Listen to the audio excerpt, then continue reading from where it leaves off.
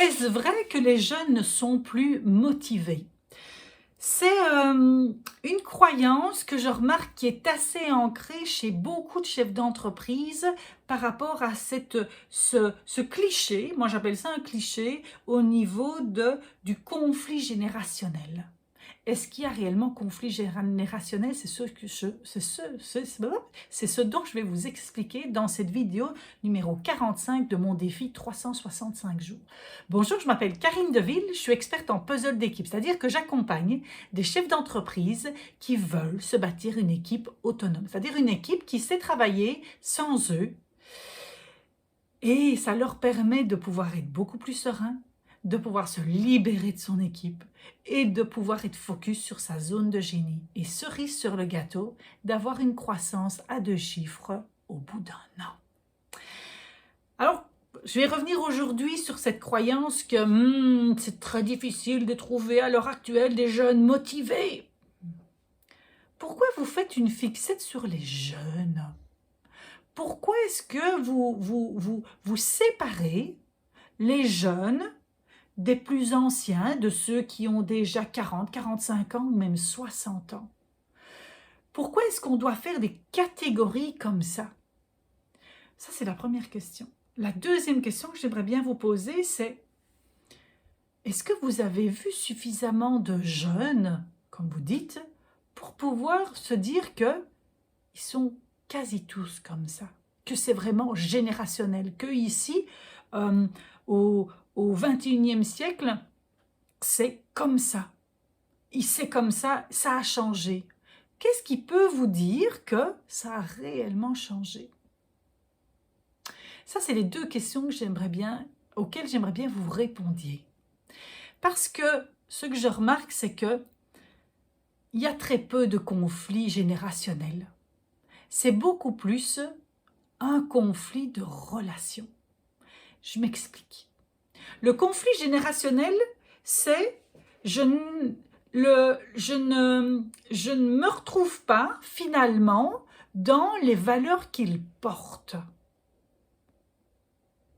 Ça me pose problème parce que vous ayez 60, 40 ou 20 ans, à l'heure actuelle, les études qui ont fait, justement ceux qui ont étudié ce panel des différentes générations au même moment, ont remarqué qu'ils partageaient souvent les mêmes besoins. Des besoins d'épanouissement, des besoins d'avoir une séparation beaucoup plus nette entre la vie privée et la vie professionnelle, de pouvoir s'épanouir également dans sa vie privée, etc., etc. De pouvoir avoir de la diversité, etc. Et que le problème est moins dans le fait qu'ils sont moins motivés, c'est plutôt un problème d'environnement dans lequel on est, où la motivation du salarié, du collaborateur est sur toutes les lèvres.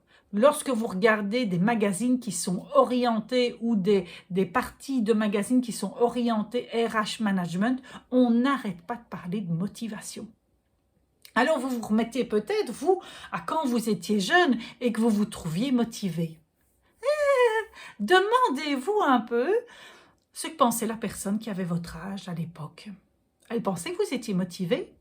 Elle pensait que vous aviez la hargne pour pouvoir y arriver. Ou est-ce qu'elle avait le même regard que vous?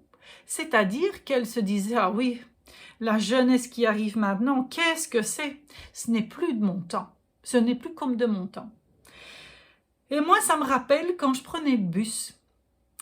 Quand je prenais le bus, j'entendais cette petite vieille dame qui disait « Oui, quand on voit les jeunes, hein, c'est plus ce que c'est. On ne sait plus laisser la place à une vieille personne, on ne sait plus dire bonjour, etc. » Et c'est bizarre, il y a des gens de mon âge ou un peu plus âgés qui reproduisent les mêmes choses. J'entends encore, ici au XXIe siècle, ce même style de réflexion.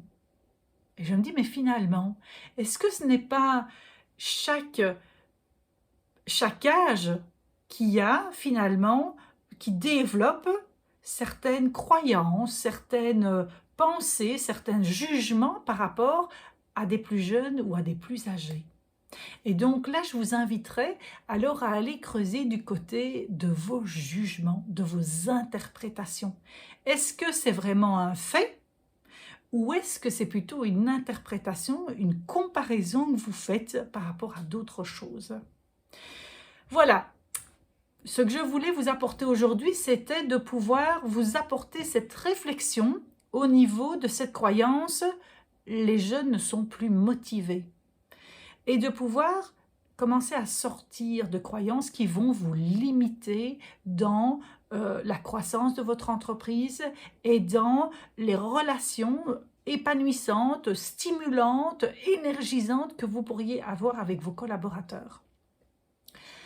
J'espère que cette vidéo vous aura apporté de la valeur. Je vous propose 3 choses. La première, c'est de vous abonner à cette chaîne YouTube pour pouvoir avoir une vidéo par jour puisque on est à la vidéo numéro 45 et qu'il en reste encore des tas jusqu'à la 365e. Donc voilà, ça c'est la première chose. La deuxième chose que je vous propose, c'est de faire un commentaire ici en dessous également pour moi, pour me dire qu'est-ce que ça vous apporte finalement? Parce que ici, je parle à ma vidéo, je parle à ma caméra. La chose, c'est que j'aime bien connecter à des humains et de pouvoir chatter avec vous par après. Et aussi, la deuxième chose qui est importante quand vous faites un commentaire, c'est que pour vous, l'apprentissage s'ancre de manière beaucoup plus pérenne. La troisième chose que je vous propose, c'est peut-être que vous avez pensé à une personne que vous appréciez quand vous avez regardé la vidéo. C'est de lui envoyer. On ne peut pas aider tout le monde, on peut aider une personne à la fois. Je vous souhaite une belle journée. À demain!